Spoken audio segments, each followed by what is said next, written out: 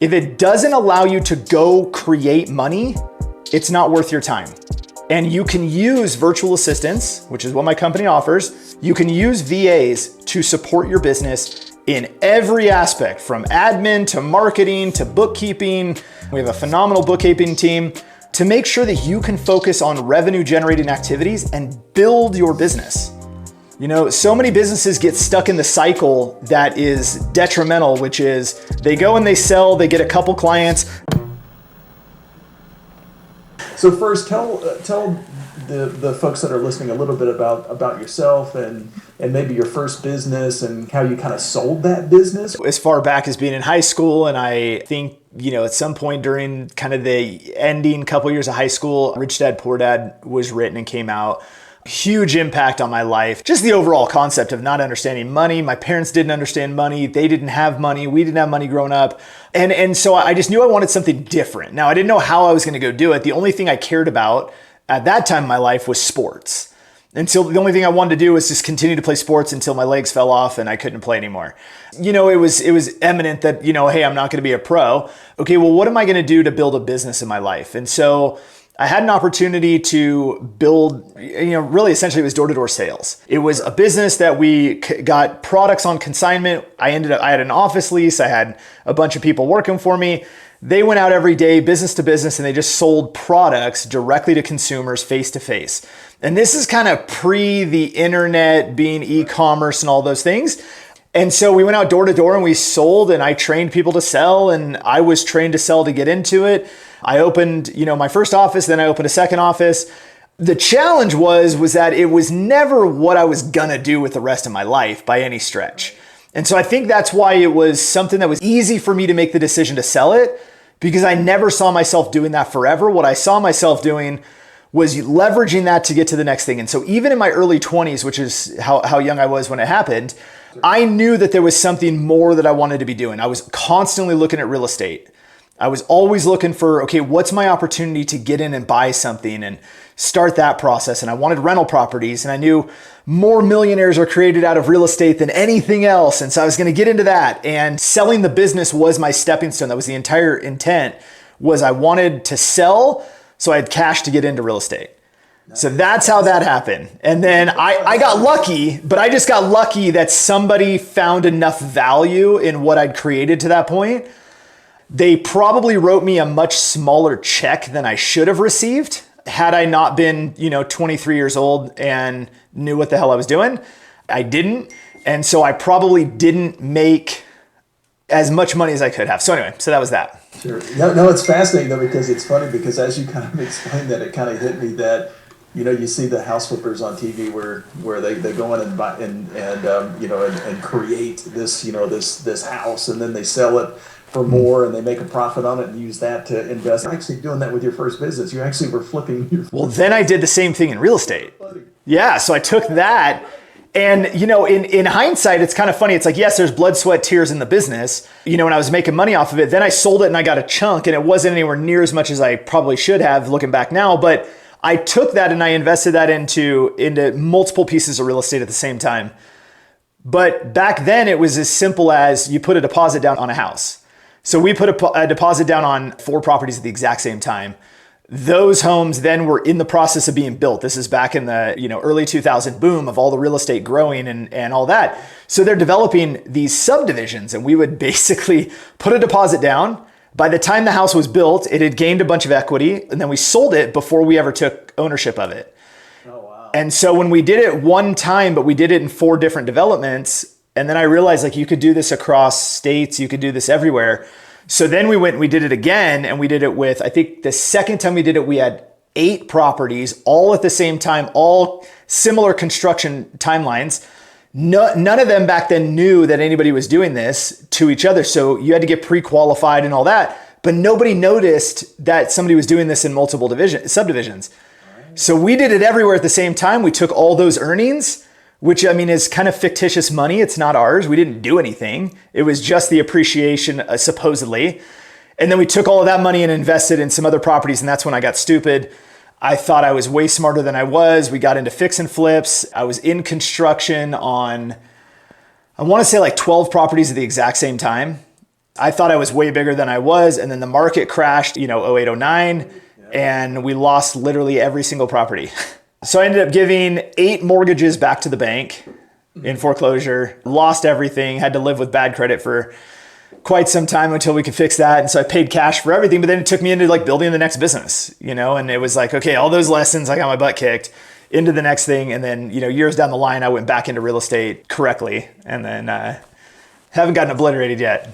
That's fascinating. Okay, so the major point that I want to kind of reinforce with what Joe has kind of laid out there is you got 2 different entrepreneurs, Joe and I, that are from totally different backgrounds. We did it totally different way. And the thing that took me forever to realize is what you realized in the first couple of years, is that the only reason you create a business is to one day sell it. That is the only reason. That's the only reason so all the entrepreneurs is like, no, I love being a plumber. No, I love being an HVAC guy. No, I love, that kind of thing. And that is all true. And that's why we get into the industry. That's kind of why we do what we love and that kind of thing.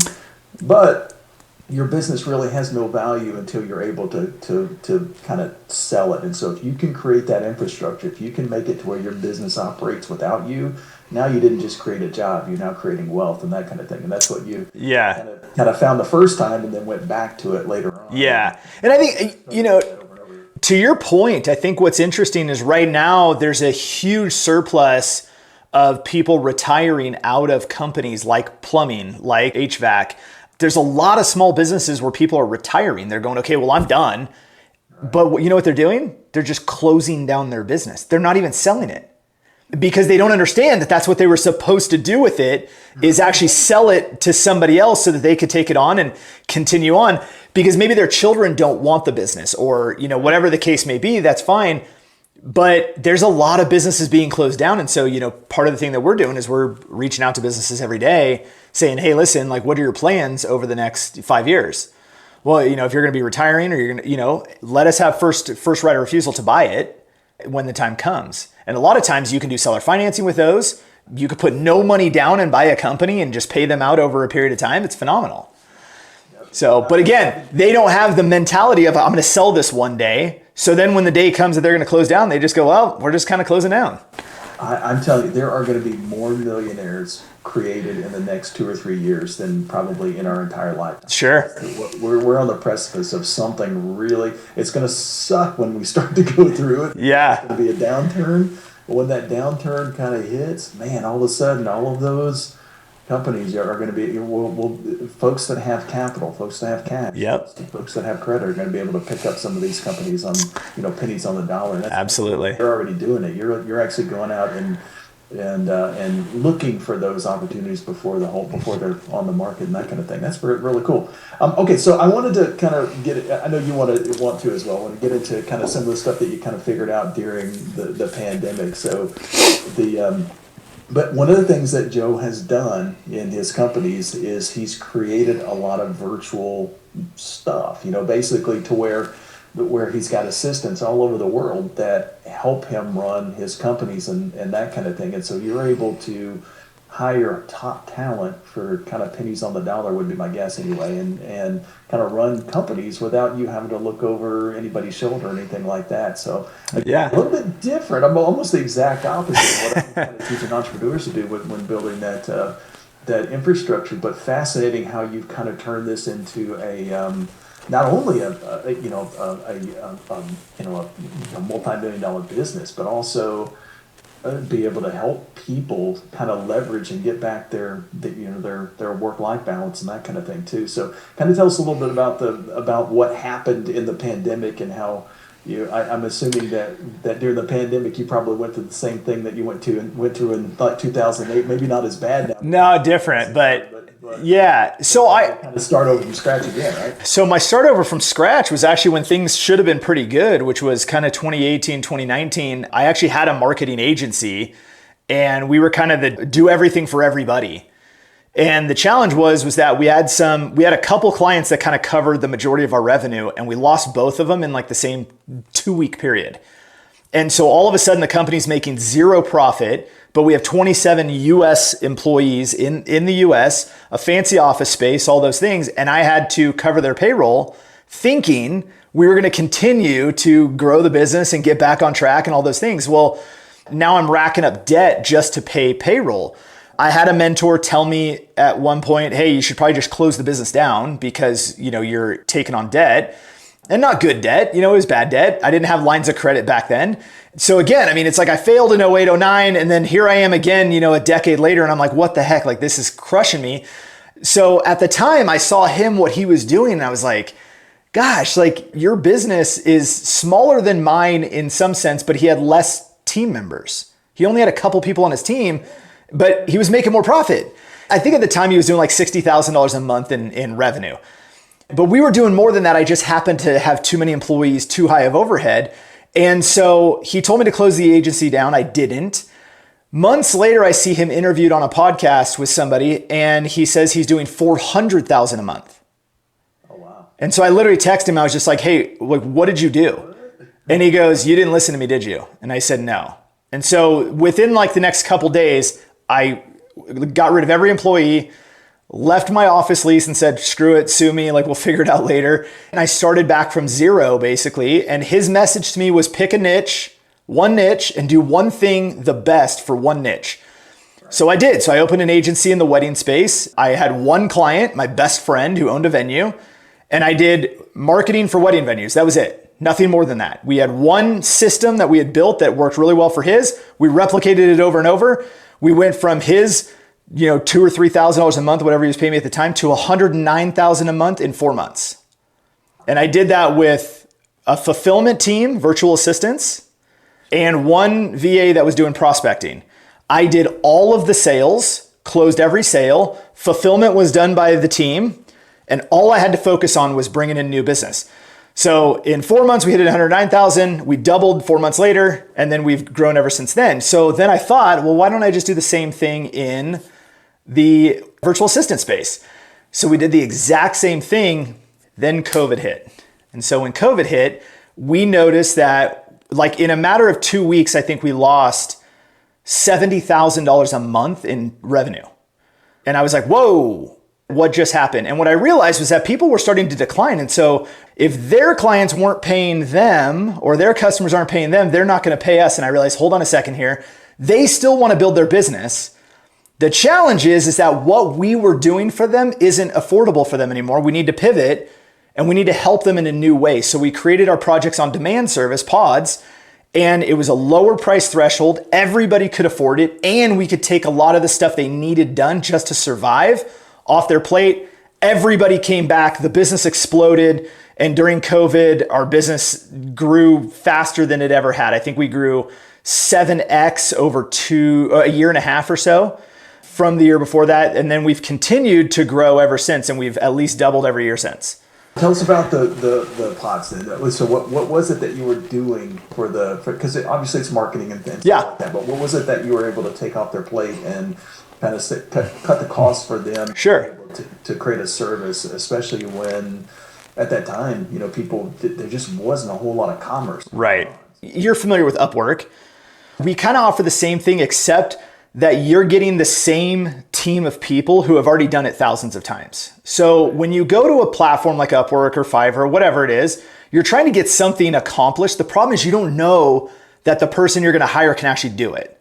Right. So you're kind of taking a chance. You're going to have there's going to be some language barrier. There's probably going to be some communication challenges, all those things. We eliminate all of that and say, hey, listen, if you have a marketing task that needs to get done, graphic design, video editing, website updates, database, management, lead list building, CRM, marketing automation, campaign building, funnel building, all of those things, we can do all of those. And not just can we do it, we've been doing this for a decade. It's the same team of people I've had. We've been doing this forever. And so you don't have to worry whether you're going to get it done right or not. Everything that you visually see that has to do with my company was done by the people that you're going to be getting your work done from. And everybody's like, whoa, okay, that's pretty cool. So if you see a video and it's edited, I didn't do it. My team did it. That's the same people who can edit your videos. Graphic design, web development, whatever it is, we can all do it within a project structure. And so all of a sudden they go, okay, well, I've got a couple clients. I need to get some work done, but I can't hire somebody direct because I don't have any money. And so for at the time it was like $500.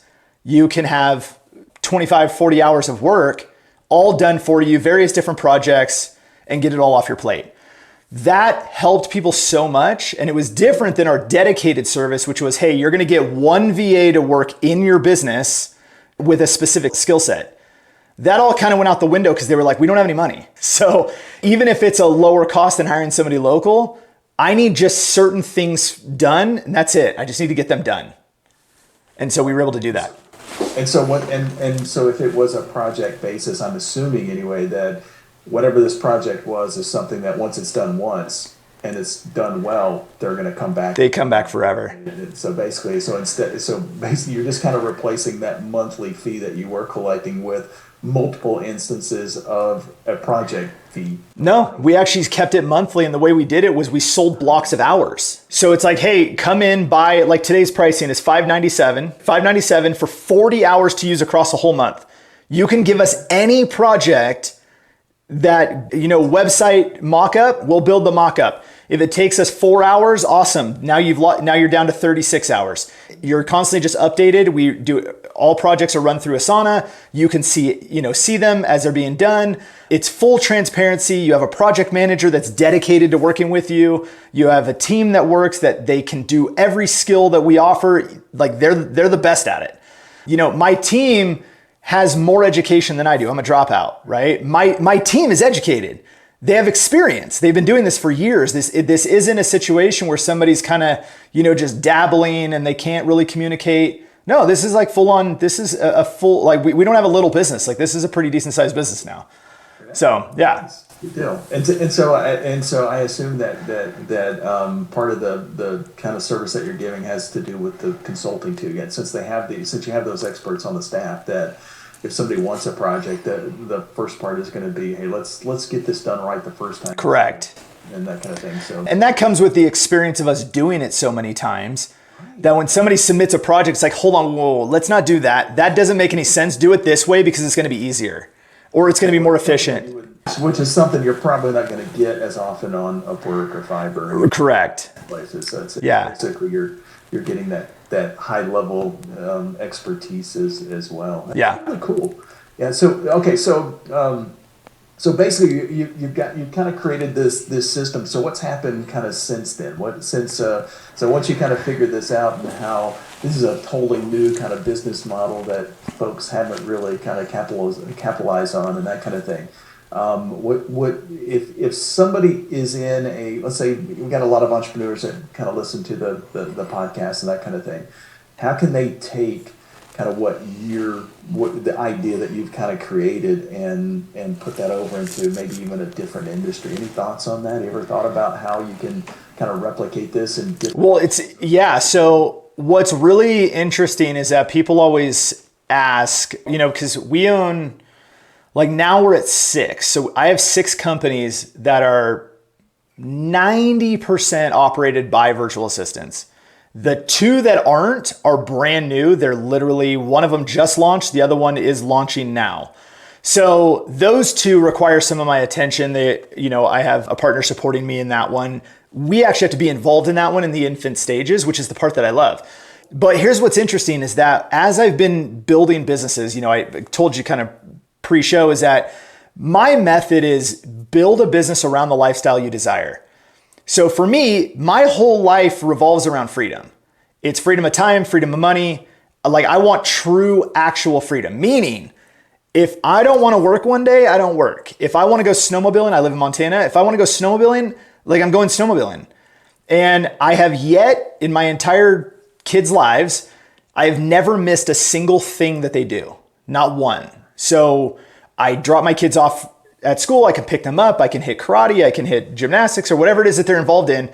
I've never missed a single thing. That's the number one most important thing to me is that. So what I've created is a model that every new business that I start or anybody I consult with, the model is identical.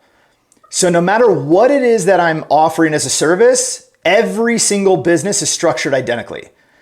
So I can take somebody from Level 9 Virtual, my company over here, I can pick them up and I can drop them into a new business that we have over here.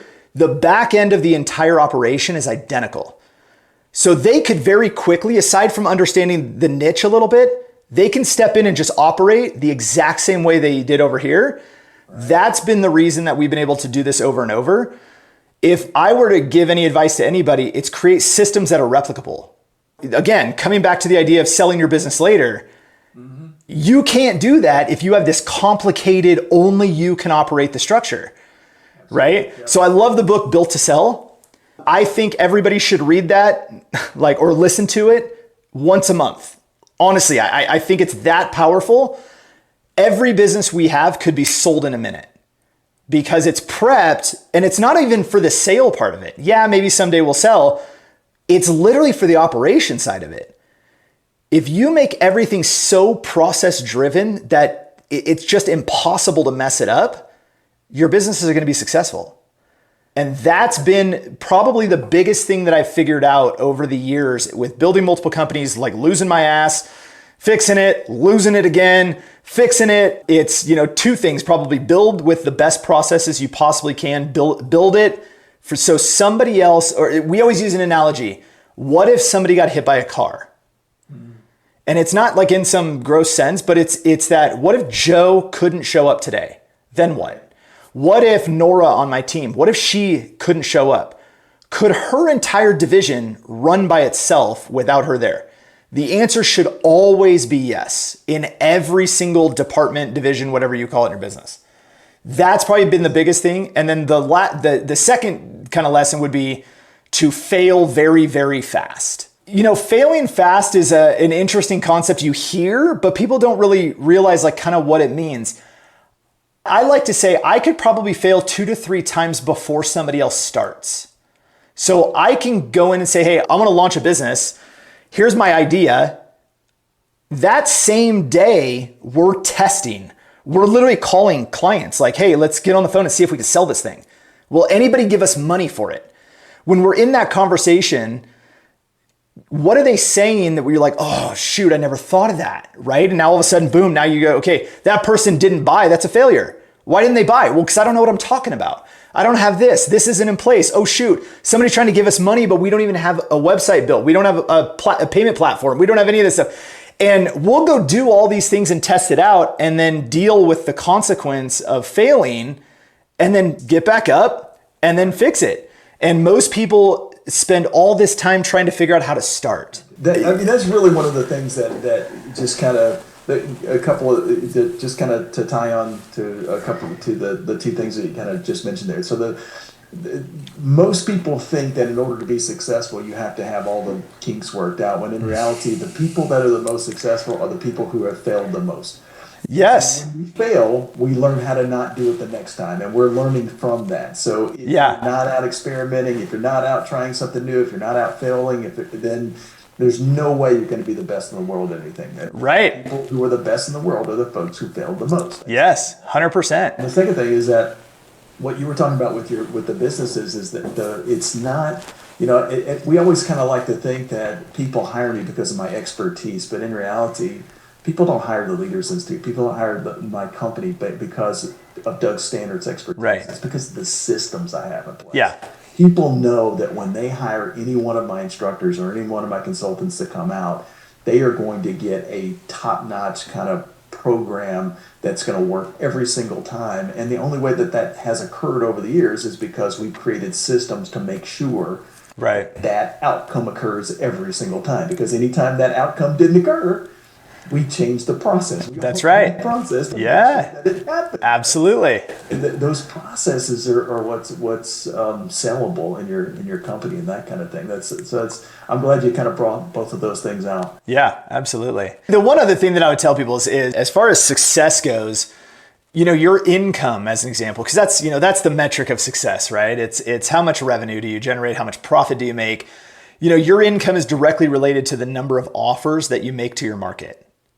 And one of the things that I've had to get really good at, because it wasn't in my nature and I didn't quite understand it in the beginning, was that you just have to ask everybody for money.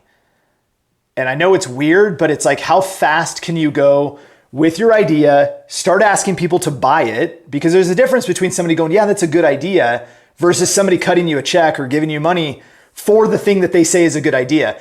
So I'm a firm believer that in the very, very beginning, the first thing that you need to do is find out if somebody will buy it. And so we sell things before they're built. So I said we had one business that was, just launched, and that one's got revenue now. We have another one that we're launching right now. We're literally in the middle of it. We just got on the phone and we started calling people, and all of a sudden people are like, yes, how do I pay? Okay, we're on to something. Okay, hold that thought. Let me figure out how I'm gonna take payment, because we don't even have a company yet. And let's go do the other stuff and go build the thing. But yeah, so you got to make offers, and you have to keep offering people things. And that's how you end up figuring out what works and what doesn't. Yeah. All right. So real quick. So yeah. By the way, thanks a lot for being a part of the pod. I think we could probably do another 6. Let's do it. I love it. Yeah. Cool stuff that you have. But one of the things that you might want to know about Joe is that his company is Level 9 Virtual, right? That's the name of the company. That's the where you're doing the marketing and stuff like that for folks, and you have a whole team of folks that can help them out. So if you're an entrepreneur, if you're somebody that is in the process of looking for ways to market your company without having to hire a full marketing team in order to kind of grow, Joe's an expert at kind of doing that. So how do they get in touch with you if they're interested in? So you can do 2 things. You can go email me, Joe at level9virtual.com. So level9virtual.com. You can go to the website, book a call on the website. You'll talk to my staff. Dakota handles, he's in charge of all new clients. But, our big thing that we offer is we create leverage for entrepreneurs. I like to think that every entrepreneur, if you're the guy starting the business, the gal starting the business, your job is to generate revenue. So even if you're the person who's like the doer and you need to, you're the operator, you still have to figure out if this is going to make any money. And the fastest way to do that is for you to start selling it and getting people to give you money. And so for the most part, though, the entrepreneurial person is the one who's going to be in charge of the sales teams and whatnot. So what I propose is that everything that's non-revenue generating, get it off your plate. If it doesn't allow you to go create money, it's not worth your time. And you can use virtual assistants, which is what my company offers. You can use VAs to support your business in every aspect, from admin to marketing to bookkeeping. We have a phenomenal bookkeeping team to make sure that you can focus on revenue generating activities and build your business. So many businesses get stuck in the cycle that is detrimental, which is they go and they sell, they get a couple clients, then now they have to go to fulfillment, and they go to fulfillment. And then when they go, okay, great, now I need to go get new clients, they go back to getting clients, but a couple of the clients leave. So now it's 2 steps forward, 1 step back. And that cycle is it tears people down. And I think that's a lot of the reason that people fail. And so get stuff off your plate, have other people do it. And that's what we're here for.